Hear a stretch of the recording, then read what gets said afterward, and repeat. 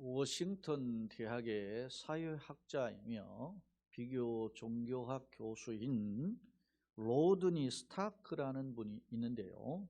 이분이 기독교의 발흥이라는 책을 내서 초기 기독교가 어떻게 확산될 수 있었는지를 사회학적으로 접근하고 이를 분석한 내용으로 책을 썼어요. 제가 직접 책을 읽진 않았고 리뷰한 책의 내용을 읽어보면서 이분이 크게 한 7가지로 정리해 놓았더라고요. 그 중에 제가 그 2가지의 내용을 이렇게 먼저 소개하고자 하는데, 간략하게 소개하면 로드니 스타크가 기독교 부흥이라는 책에서 소개한 이 2가지입니다.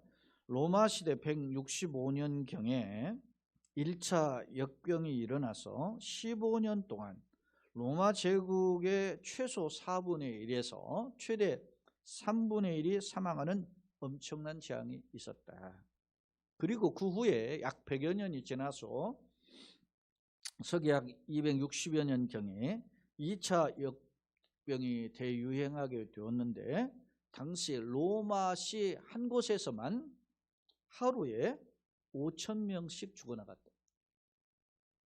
그런데요, 당시 전통적인 종교들은, 그러니까 로마의 황제 숭배라든지 로마에서 갖가지 여러 숭배하는 우상들이 있지 않습니까? 그런 종교들은 역병이라는 큰 위기 속에서 사람들에게 어떤 위로나 해답을 주지 못하였으나, 기독교는 역병 속에서도 목숨을 걸고 재난 가운데 있는 자들을 구제하고 섬기는 사랑을 실천하였다. 260년경, 앞서 165년경 제가 소개하잖아요. 이때는 기독교의 대박해가 있던 시기들이에요. 그러니까 기독교는 어떤 중심 종교가 아니고 저 비류에 속한 것이죠. 기독교인이라고 드러내놓고 말했더니 다 잡혀가 죽임을 당했기 때문에. 또 하나의 분석을 보면, 또한 자연재해와 사회적 재난으로 사람들의 마음에 두려움과 혼돈이 가득한 상황에서 기독교인들은 불안과 공허로 가득 찬 사람들에게 사랑의 관계를 형성함은 물론 이 재난의 상황에서도 매우 우월적인 대응을 해주었다라고 분석했어요. 참고로 제가 요 비슷한 시기에 247년경에 알렉산드리아, 지금의 아프리카의 북쪽이죠. 북아프리카의 주교였던 디오니시오스라고 하는 이 교부가 있는데, 이 교부가 당시 기독교인들의 이웃을 향한 삶을 칭찬한 내용의 편지 글이 있어요. 그 내용을 제가 한번 간략하게 소개를 하겠습니다. 우리 기독교인 형제들은 무한한 사랑과 충성심을 보여주었으며, 지금 비슷한 시기에 역병이 있는 시기예요.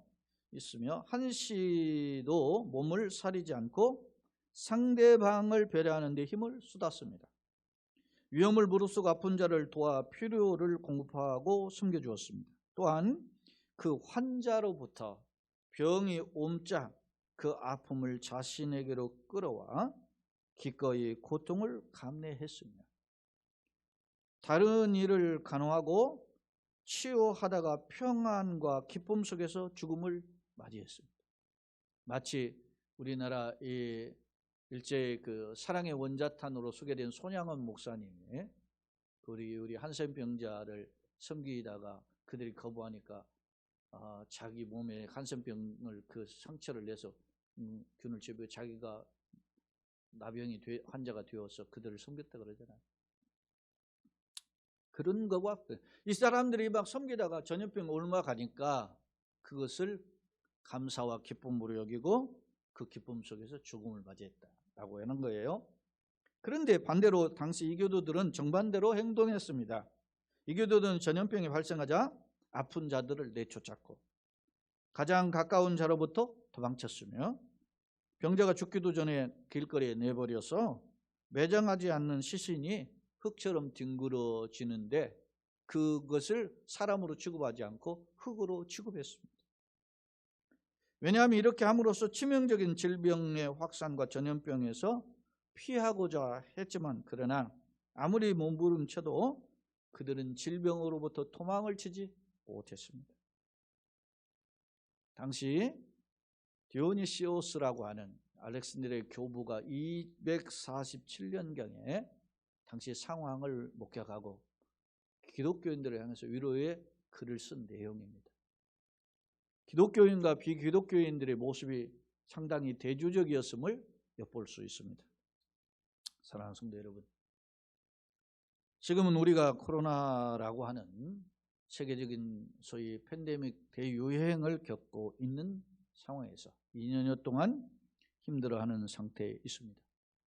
우리나라의 경우를 보면 안타까운 점은 불신자의 생각은 코로나의 확산의 원인을 교회의 책임으로 판단하고, 전부는 아니지만 상당 부분 그렇게 생각하고 있고, 또 교회를 그것 때문에 비판하는 것도 사실입니다. 정부나 언론을 보면 무슨 교회발, 교회에서 마치 코로나를 만드는 것처럼 그렇게 보도했습니다. 저는 그러한 책임에 정부나 언론에 이런 책임이 있다고 보지만, 그러나 아니 땐 굴뚝에 연기 나랴, 우리가 그런 부분을 제공한 부분이 없잖아 있음을 부인할 수는 없습니다. 이러한 상황에서 당시 초대 교회와 우리 현대 교회를 비교해 볼 필요가 있다라고 하는 점입니다. 당시 초대 교회 성도들은 냉대와 핍박을 받은 저 어떤 면에서 비류에 속한 그룹이었습니다.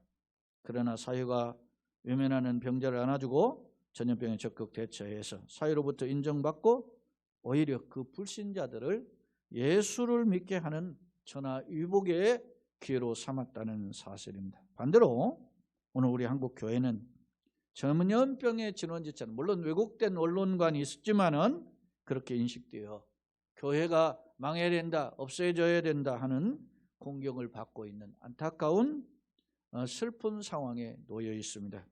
그렇다면 바로 이러한 상황에서 우리 기독교인들은, 우리 한국 교회는 어떤 자세로 이 세상을 살아가야 하는가라는 점을 오늘 말씀의 주제로 삼아 보았습니다. 나그네의 성도는 어떻게 살아야 할까라고 하는 점을 주제로 잡아봤는데요.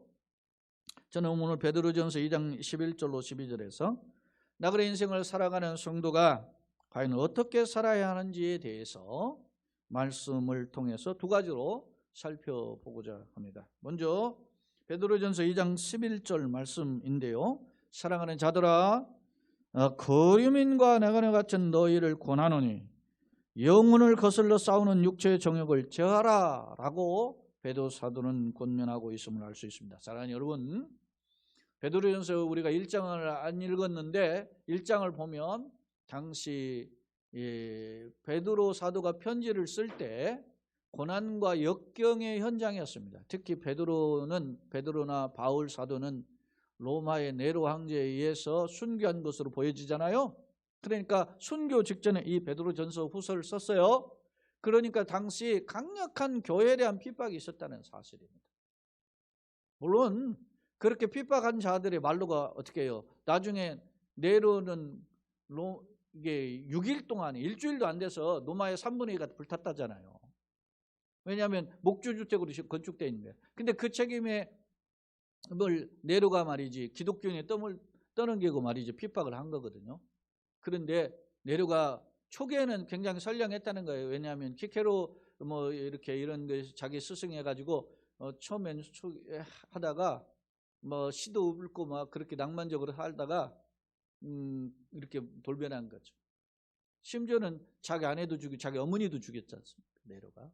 그럼 페르난데 그러다가 결국은 숨어가지고 있다가 그 로마의 군사들이 자기를 잡으러 체포하러는 말발굽의 소리를 듣고 자결을 하거든요. 그러면서 뭐라고 죽냐면, 나와 같은 이런 멋있는 시인을 로마가 알아주지 못하고 죽이는구나, 그렇게 하면서 죽었다는 거예요. 오늘날 보면 세상 말로 또라이죠. 근데 여러분요, 한 사람의 이렇게 잘못된 이런 어떤 또라이가 세상을 뒤엎어버리고 교회를 핍박해요.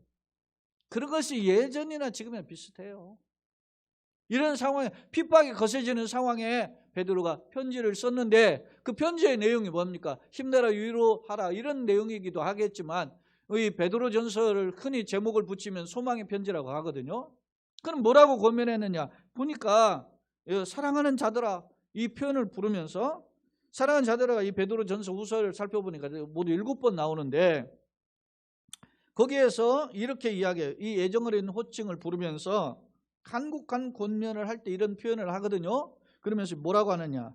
거류민과 나그네 같은 너희라 했어요. 거류민과 나그네 같은 너희. 거류민은 이 파르페데모스인데 이게 거쳐가는 어떤 길손 그런 뜻이고요. 이게 히브리서 11장 13절의 근거에 보니까 외국인으로 번역이 됐더라고요. 예? 그렇게 하고 나그네라고는 파로이쿠스라고 하는 단어는 법적 권리를 가지지 못하는 일시적인 거주자 그런 뜻을 가지고 있어요. 다시 말하면 거류민이나 나그네는 소위 말하면 반복적인 대동소이한 반복적인 단어인데 너희는 이 세상에서 정착하지 않고 잠시 있다가 떠나갈 존재라는 것을 상기시킨 거예요. 마치 어거스틴의 신국론에서 우리의 시민권은 하늘에 있죠. 시티 오브 갓인데 그러나 살기는 어디에서? 시티 오브 월드에 산단 말이야. 그러니까 우리가 어떻게 살아야 되느냐?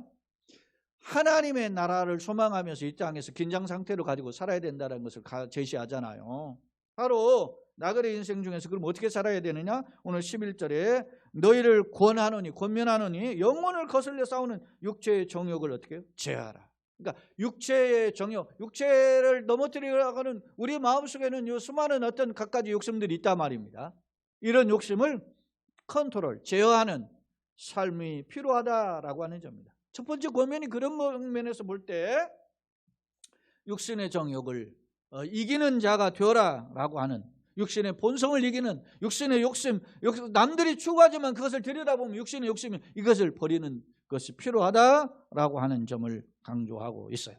사실 바울 사도가 갈라디아서 5장 19절로 21절에 보면 육체의 일에 대해서 소개를 해요. 육체의 일은 현재 하니 이렇게 하면서 갈라디아서 5장 19절로 21절에 육체의 내용들을 소개하고 있습니다. 자, 육체의 일은 분명하니 그러면서 곧 음행, 더러운 것, 호세, 우상숭배, 주술, 원수 맺는 것, 분쟁, 시기, 분냄과 당짓는 것과 분열과 이단, 투기, 술 취함, 방탕함 뭐 이런 것들이에요.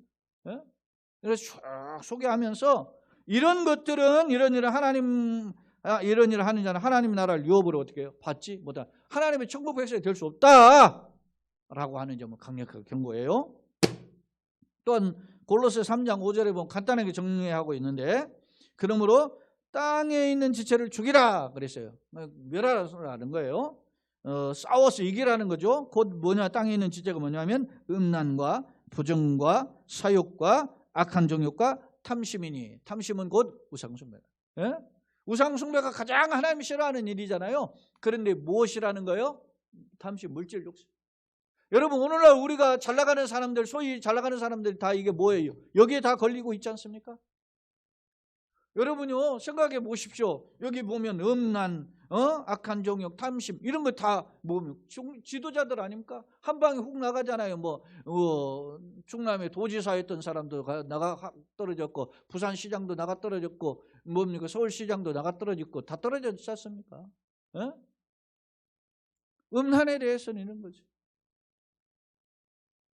그것이 어떻게 보면 말이죠. 굉장히 지나친 것 어떻게 보면 비일비재하는 거 세상에. 탐심은 뭡니까? 욕심은 돈 욕심 아닙니까?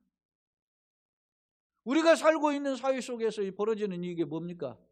여러분요 국민들이 제일 불만족스러워하는 게 뭐냐면은 부동산 문제인데 부동산 가지고만 있으면 아파트만 있으면 10억, 20억, 30억 막 올라가잖아요. 그런 현실에 대한 공격 아니겠어요? 그런 문제들입니다. 교회가 안타까운 것은 교회가 그런데 이 부동산으로 돈을 벌어가지고서 이거 하나님 축복이라 그렇게 이야기했잖아요.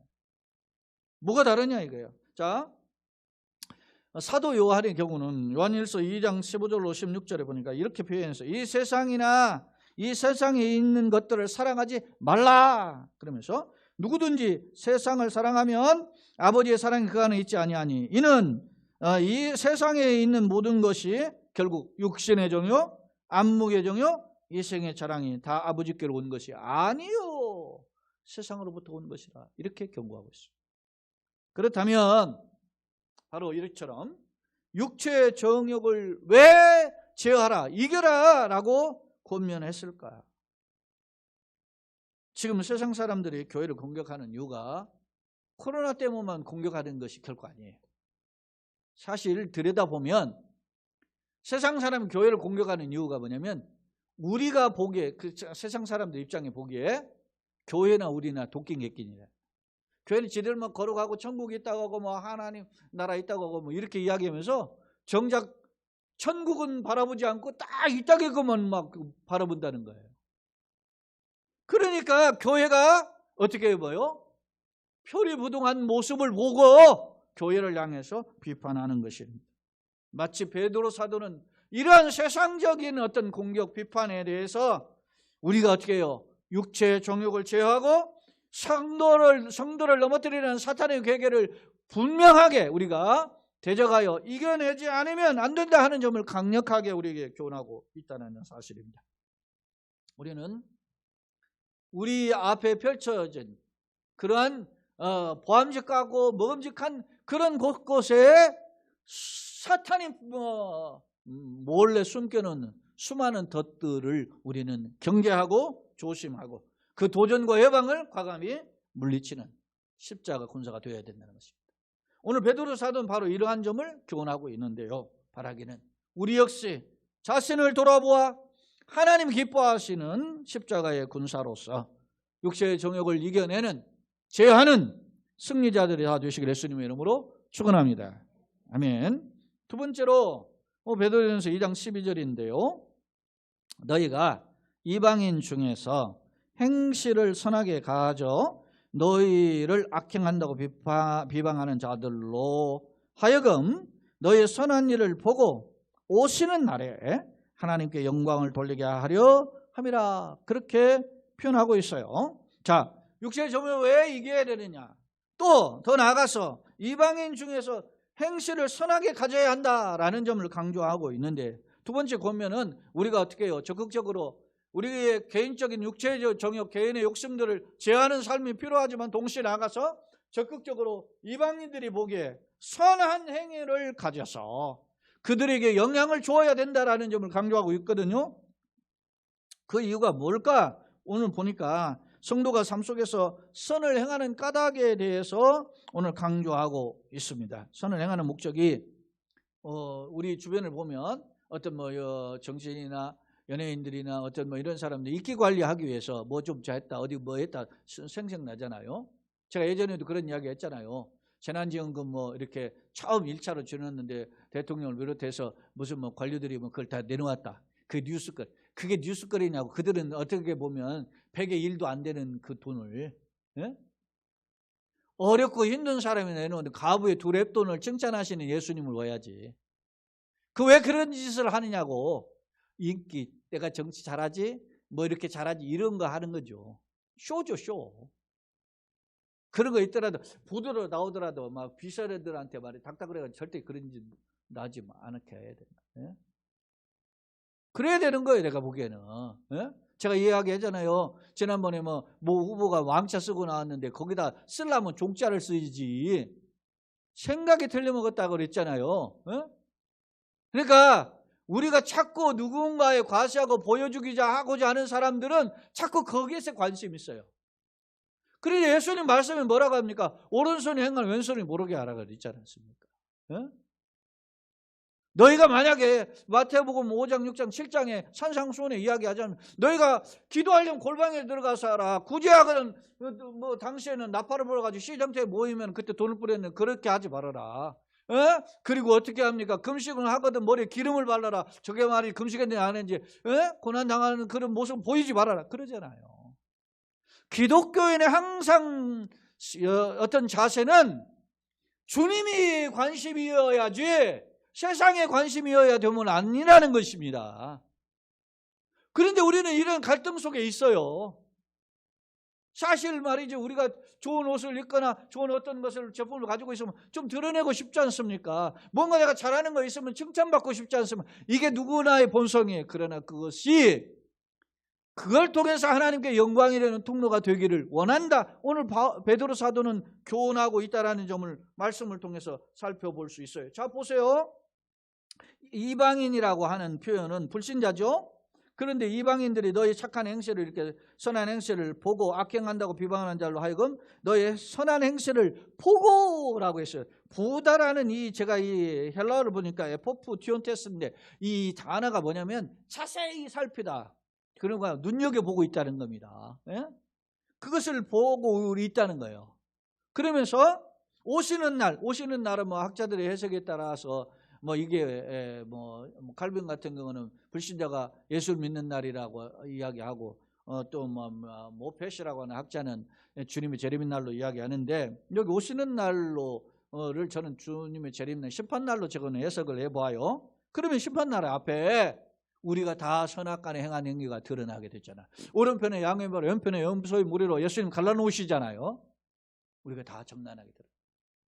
마치 말이지, 우리가 그 살아가는 삶이 마치 말이 영화의 사진처럼 싹 지나간다 그러지 않습니까? 주님 앞에 다 벌거벗은 드러나게. 그때 우리를 어떻게 해요? 우리의 삶을 통해서, 우리의 행한 바의 삶을 통해서 하나님께 결국 영광이 된다는 것입니다. 사랑하는 성도 여러분, 종교개혁자들의 모토가 뭡니까? 솔리 데오 글로리 아닙니까? 오직 하나님의 영광을 위하여서 했지 않습니까? 그러려고 하니까 하나님의 영광을 위해서 살아가는 방향이 뭐냐? 그러니까 오직 성경이고 오직 예수더라는 거예요. 오직 말씀이고 오직 믿음이고 오직 은혜가 필요하더라. 할렐루야. 사랑하는 여러분, 오직 성경을 사모합니까? 오직 하나님의 은혜가 필요합니까? 오직 그것을 바라고 믿음 가운데 걸어갑니까? 오늘 우리에게 이런 은혜가 부어지기를 예수님의 이름으로 축원합니다. 정리해보면 당시 초대교회 시절 로마의 박해에서도 베드로 사도는 뭘 권면하는 거예요? 지금 죽어가잖아요. 이게 베드로전서 소망 편지잖아요. 그런 핍박 속에서도 성도의 삶이 소금과 빛의 삶임을 잊지 말아라. 그렇게 권해요. 좀 너무 지나치지 않습니까? 좀 위로해주고 니네 고생했다 그냥 대충 살아라 이렇게 말할 수도 있을 텐데, 그렇게 하지 않고 오히려 더 적극적으로 소금과 빛의 삶을 살아라 이렇게 이야기하고 있다는 거예요. 참고적으로 교황이 하나님 노릇을 했던 중세 시절에 보면 중세 교회가 타락했을 때 그때도 흑사병이 벌어졌어요. 제가 보니까 1517년에 마틴 루터 종교개혁 했잖아요. 근데 1527년에 유럽의 3분의 1이 사망하고 전 세계 1억 명 이상이 사망했다는 거예요. 흑사병으로. 근데 그때 사람들은 말이지 유행을 하니까 도시를 떠나는 거예요. 그래서 도시의 시체의 뼈들이, 앙상 시체들이 말이지 썩어져가 치워지지 못하는 시체를 절규했다는 거예요. 그런데 바로 이때 종교개혁자인 마틴 루터가 부모를 잃은 아이들, 그런 아이들을 우리 기독교인들이 한 사람씩 데려다 키우자, 소위 입양을 한 거예요. 데려다가 키우니까 사람들이 눈이 달라졌는데, 루터가 당시에 이런 표현을 했어. 예수님께서 우리를 위하여 목숨을 버리셨으니 우리가 이런 어린아이 하나 데려다가 사랑하고 그를 배려하는 것은 우리가 형제를 위하여 목숨을 버리는 일보다 더처럼 귀하다. 이렇게 하면서 데려다 키운 거죠. 그러자 주변에서 루터를 이렇게 처음에는 방관하고 지켜보던 어떤 산업인이라든지 뭐 식당의 주인이라든지 이런 여러 사람들이 말이지 그 루터의 일에 동참하기 시작했고, 결국 이 종교개혁의 그 확산되는 그런 계기가 되었다고 그래요. 사랑하는 여러분, 그렇습니다.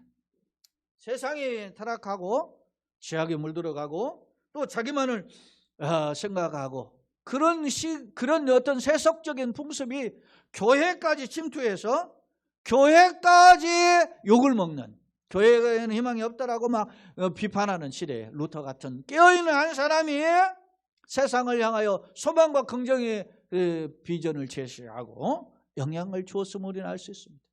사랑하는 여러분, 오늘 코로나 시기에 우리는 어떤 삶의 방향성을 가지고 있습니까?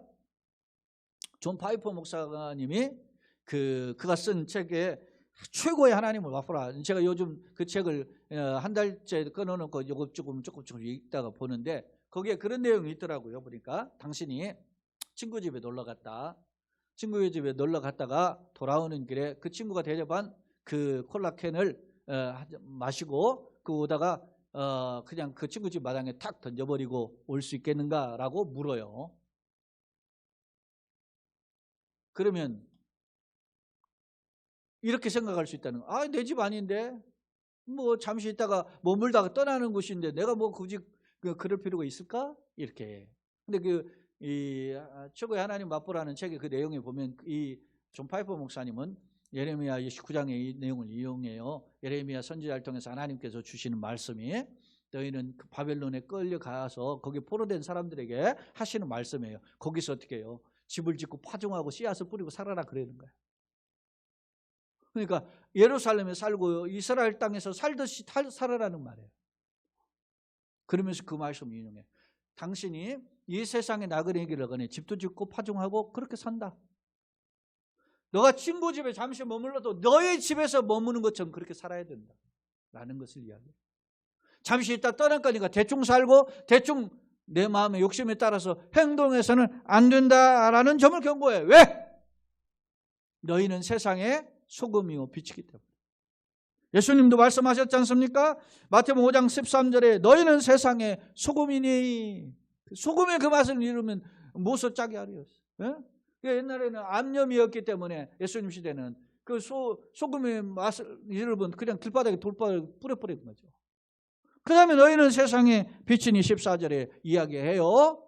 산에 있는 동네가 빛에 숨겨지지 못할 것이나 빛을 발해야 돼. 그러니까 너희는 세상 소금과 빛이라고 이야기해요. 그러면서 예수님이 마태복음 5장 16절에서 왜 빛이 되어야 되는 이야기를 해요. 자, 16절에 이같이 너희 빛이 사람 앞에서 비치게 하여 그들로 너희 착한 행실을 보고 하늘에 계신 너희 아버지께 영광을 돌리게 하라. 할렐루야.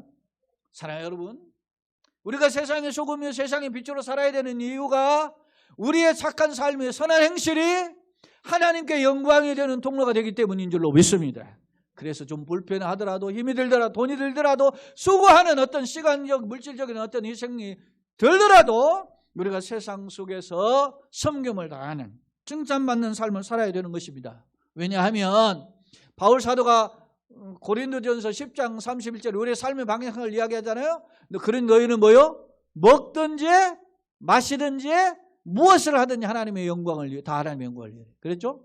이 말씀은 마태복음 6장 30절 너희는 먼저 그러라 그를 구하라 그런 말이고 로마서 14장 8절이면 내가 살아도 주를 위하여 살고 죽어도 주를 위하여 우리가 사나 죽으나 다 주의 것이라 얘기했죠. 다 말씀이 맥을 같이 하고 있음을 알 수 있습니다. 사랑하는 성도 여러분, 바라기는 우리의 작은 행실이 하나님 그렇죠. 예수님께서 심판날에 마태복음 25장에 보면 오른편에 양의 무리에게 뭐라고 합니까? 너희가 내가 굶주렸을 때 먹을 것을 주고 내가 헐벗었을 때 입을 것을 주었다. 언제 우리가 그랬습니까? 그러니까 예수님이 지극히 작은 자에게 한 것이거든요. 사랑하는 여러분, 사실은 우리가 어떤 대단한 것 같이 이야기된 것처럼 보이지만 착한 행실은 작은 것에서 출발한다는 사실을 기억하고 우리의 작은 행실이 하나님께 영광을 돌리는 축복의 통로가 되기를 예수님의 이름으로 축원합니다. 아멘. 말씀을 정리해 보겠습니다. 앞서 제가 로드니 스타크의 기독교의 발흥에 대한 책의 내용을 분석한 내용을 크게 두 가지 소개했었는데요. 그중에 한 가지를 더 덧붙이면 이 로드니 스타크가 왜 기독교인들이 그러면 그렇게 했을까 궁금할 거 아닙니까? 분석해 본 거예요. 왜 기독교인들이 남들이 막 다 싫어하는데 그렇게 한다. 근데 참고적으로 그때 당시 이렇게 초대교회 때 교회 이렇게 질병이 유행할 때 죽은 사람들을 보니까 로마의 시대 로마의 국민 시민들이나 그 국가에서 죽은 사람들이 약 30%가 죽었다고 그래요. 3분의 1이. 근데 오히려 병자를 데려다가 돌봐주고 간호해주고 구제해주고 하는 사람들은 기독교는 10% 정도 죽었다. 이게 역설이에요. 자, 근데 왜 목숨을 내어놓고 이렇게 구제하고 병자를 돌보고 사랑을 실천했느냐의 그 원인을 이 사람이 분석을 했어요. 그랬더니 기독교인들은 현세지향적이지 않고 내세지향적인 사람들이더라. 그러면서 미래에 소망이 있었기 때문에 현세의 삶을 어떻게 보면 집착하지 않았다는 거예요. 특히 그들의 신앙은 부활신앙으로 가득 차 있었다. 그래서 고난의 현실을 겪는 자에게 인생의 의미가 무엇인지를 제시하고 인생의 해답을 제시해 줬기 때문에 그 불신자들이 기독교인들을 보고 많은 사람들이 기독교의 책이 기독교의 발흥이라는 제목이거든요. 이게 기독교가 왜 이렇게 크게 융성해졌느냐, 원인 분석해 보니까 그래서 그들이 불신자들이 예수를 믿게 되었다, 이렇게 분석하고 있어요. 사랑하는 여러분, 그렇다면 우리는 무슨 소망을 가지고 있습니까? 정말 하나님 나라의 소망, 부활의 영생 부활의 소망이 있습니까? 아니면 여전히 세상 자랑, 세상 쾌락, 세상 인기 이런 것을 가지지 못해서 안타까워하고 막 또 열등의식을 느끼고 막 그렇게 불안해하고 있지는 않습니다. 옛날에 지금이나 악한 마귀는 예수님도 시험 했잖아요. 그런데 하물며 뭐 제자들, 예수님의 제자들 하나 딱 건드렸는데 가룟 넘어갔잖아요. 예수님을 가룟유다 뿐만 아니라 사실은 말이 베드로도 건드렸잖아요. 그래서 예수님께서 베드로에게 사탄아 내 뒤로 물러가라 했지 않습니까? 끊임없이 이렇게 우리를 대적해 넘어져. 그런데 뭐 목사님 안 건드려? 뭐 중직자는 안 건드려? 여러분 다 건드려요. 그런데 우리가 그러면 어떻게 이길 수 있을까? 바로 이러한 모습은 여러분요, 보이는 측면에서도 공격이 나타나고 보이지 않는 측면에서 나타나요. 가시적인 측면은 어떻게 보니까 보이니까 쫙 방비를 할 수가 있어요. 예를 들면 로마의 역대 황제들 쭉 있었는데 역대 황제들 중에 5현제가 있어요. 5현 중에 5번째 황제가 마르크스 아우렐리우스라는 사람인데 이 사람이 수상록, 명상록이라고도 하죠. 명상록이라는 책을 쓴 분이에요. 그러니까 지성이 탁월한 사람이란 말이에요. 그러니까 황제들은 말이지 굉장히 뭡니까 무식하고 한 일은 아니면 어떤 전쟁의 영웅은 장군이 황제가 된 경우도 있었는데 이분은 말이지 어떻게 보면 지식과 어떤 면에서 어떤 그 군사 이런 문무를 겸비한 사람이란 말이에요. 그래서 존경을 받은 사람이 마르크스 아우렐리우스거든요. 그런데요, 이 사람의 통치 시기를 기독교의 초기 그 300년 기간을 초대교회라고 하는데 300년 기간에 대박해가 10번 정도 있었는데 그 10번 중에 5번째 박해가 이 마르크스 아우렐리우스 때 일어났던 거예요. 자, 세상에서는 존경받는 인물이었던 마르크스 아우렐리우스가 스토아 철학, 이성주의에 빠져서 교회를 하니까 교인들이 막 고집이 세다 말이지 뭐 못마땅한 거예요. 자기는 막 똑똑한 것 같은데 저놈들 뭐 무식한 놈들이 고집이 세. 예수 믿지 말라면 막 끝까지 거부하고 그래요. 그러니까 핍박을 하는데 전쟁이 일하면 기독교인 탓하고 전염병이 일하면 기독교인 탓을 하고 가뭄이 들면 기독교인 탓을 하고 몰아붙였어요. 이런데 제가 이게 10대 밖에 쭉 내용을 여러분 혹시 인터넷 검색해 보세요. 그런데 요즘은 자료들이 좀 많으니까 들여다보시면 이런 기독교인을 탓한 사람들이 10대 밖에 대부분이에요. 오늘날도 마찬가지입니다. 오늘날 여러분요, 명상록을 쓴던 아우렐리우스 못지않게 모든 사람들이 다 지식이 풍부해요. 문맹률이 다 떨어지고 이제는 다 어떻게 해요? 잘 배운 사람들이에요. 그런데 기독교인들의 수는 점점 줄어들어요. 왜 그런 줄 아세요? 사탄은 우리에게 어떤 지식과 사상, 철학을 통해서 오염을 시켜서 교회를 공격합니다. 사탄은 내가 좋아하는 것을 통해 가지고 교회를 흔들어대요. 여러분 코로나가 와가지고 우리가 이렇게 배려하는 차원에서 이렇게 영상 예배가 진행이 됐는데 영상 예배를 어떤 면에서 보면 여러분 믿지 못하고 교회 출석할 수 없는 상황 영상 예배 드릴 수 있죠. 그런데 내가 불편하고 피곤하면 어떤 뒷걸음치는 수단으로 삼으면 결코 영적 전쟁에서 선봉이 되는 모습은 결코 아니다. 오늘 나는 어떤가? 우리가 사는 시대는 매우 과학적이고 매우 이성적이고 매우 합리적인 것을 추구하는 시대입니다. 그런데 그래서 대사들과 똑똑한 사람들이에요. 그러나 주님이 보시기에는 뭐요? 헛똑똑이 너무 많다. 여러분, 이 마르크스 아우렐리우스 때 유명한 교부였던 변증가였던 교부인 유스티노스라고도 하고 우리 영어로는 저스틴이라고 하는데 이 저스틴이 순교당했지 않습니까? 고문하고 죽이고.